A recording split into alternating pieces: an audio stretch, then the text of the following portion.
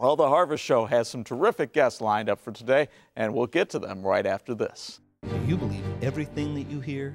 We all know that the news media spins stories into what they want us to believe, yet we assume that we can trust what we hear at our places of worship. Sadly, many ministers today have been taught a lie. Dr. Todd Perla has published a book entitled End Times, Church Deception, which discusses what is being taught today and how it is not the truth about these end times in which we are living. This spiritual deception is not consistent with what was taught for the first 1,870 years of church history, and this change has set up the unprepared for a harsh awakening. The standard of living that most Americans are experiencing now is different than that of most people throughout history, and our lavish lifestyle may be changing soon. We need to prepare now. To learn more about the many untold truths of our time, please visit the website and order the DVD and Dr. Perla's book for only $20. Coming up on today's Harvest, though, family practitioner and captain in the U.S. Navy for 24 years, Dr. Todd Perla is here to talk about the prophet Daniel, his last vision. What does it mean and what does it speak to us today? Luther, Calvin, Spurgeon, Tyndale, Wesley, what do these legendary church leaders have in common? Well, for one thing, they all believed, taught, and preached that God's people would go through the tribulation before being caught away in the rapture. Why is that important? Well, we'll find out today from Dr. Todd Perla, who studied end times prophecy and eschatology for more than 20 years, and coincidentally, you've also served more than 20 years in the United States Navy, so thank you for your service, sir. Thank you. Yeah. Glad to be here. When we talk about the end times and, post-trib, mid-trib, pre-trib, a-trib, amillennial, premillennial, post-millennial, the whole world of eschatology, I always thought that, well, the church always believed that we would leave before the Great Tribulation came, but really, that's a fairly new doctrine in the church, isn't it? Right. When you look at the students of John who wrote the book of Revelation, like one particular student was Ignatius, and he said that the church would suffer extreme catastrophes, no less than the world.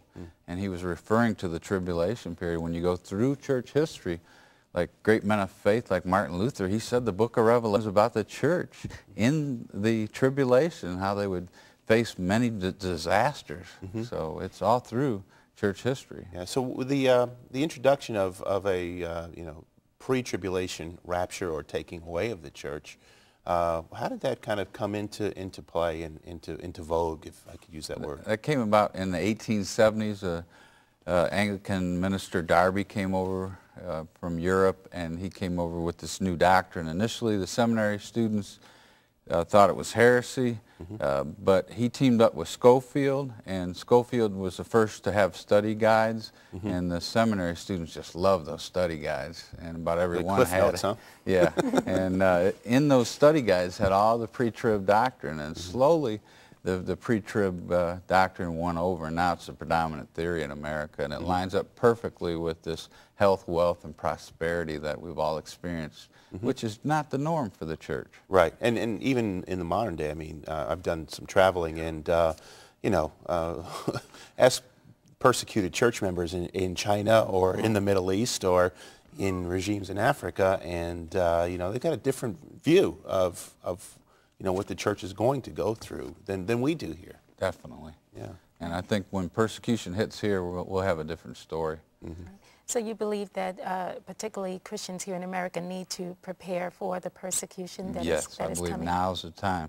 When you look at the book of Acts, it was before, in the 2nd through 5th chapters, before the persecution occurred, the church was doing unusual things. They were selling their land.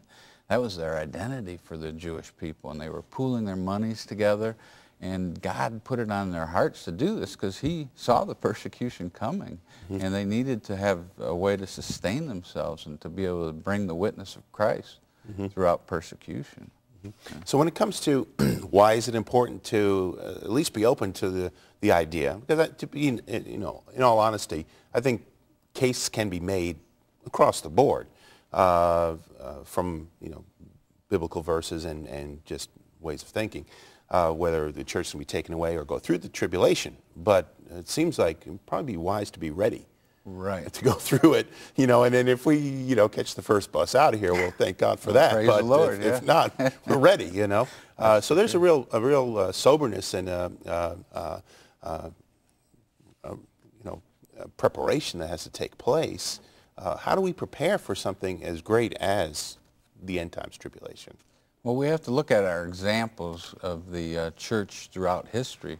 And before and during times of persecution, the church went underground. If you look at, for instance, Hong Kong in 1997, before China took over, the church went underground. And you see that in the 10% of the persecuted church around the world. And there's great benefit for having places of refuge where you can worship and have fellowship and be at peace. And then you're not a hermit in these places of refuge. You go out and evangelize. Yeah. But regardless of your view on the time of the rapture, the Bible definitely predicts hard, troubling times way before the tribulation period even begins. So no matter your view on the rapture, you need to be ready. Yeah. Right. Based upon where you believe we are in time, do you think that now is the time to begin to do that? Yes, ma'am. Yes, ma'am.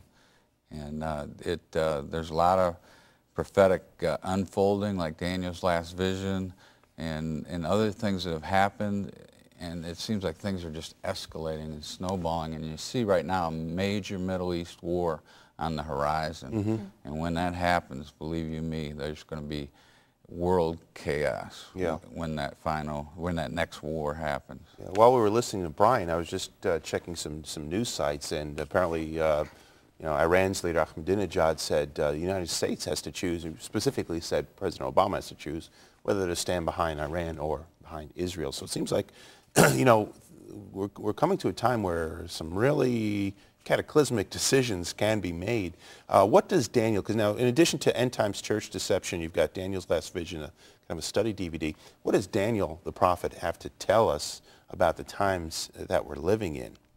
Well, he had a vision back in 537 BC during the reign of King Cyrus, and it talked about future Persian kings and the Greek king Alexander the Great, and then it's taken us all the way to modern-day Israel when they became a nation. It didn't mention what year, 1948, but then I believe there's 3 Israeli wars that are seen in this vision, and we're at the stage where it says some events have occurred which will bring the prophecy to fulfillment.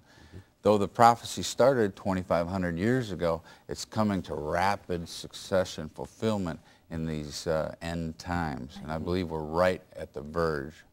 Well, speaking of Israel, then what does Daniel's vision kind of imply might be next for Israel?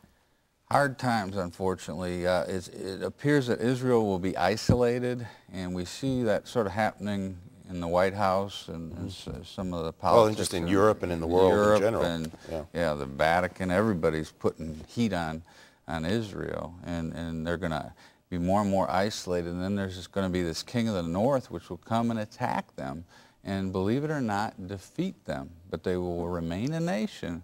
But he'll make a peace treaty with them because he'll want to live there. Imagine what religious symbology is associated with Jerusalem. What Islamic holy site is there? And he values that land. He would never nuke the land of Israel. He wants to live there. Do you believe everything that you hear? We all know that the news media spins stories into what they want us to believe, yet we assume that we can trust what we hear at our places of worship. Sadly, many ministers today have been taught a lie.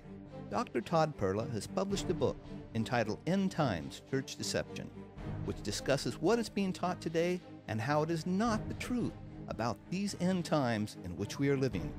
This spiritual deception is not consistent with what was taught for the first 1,870 years of church history, and this change has set up the unprepared for a harsh awakening. The standard of living that most Americans are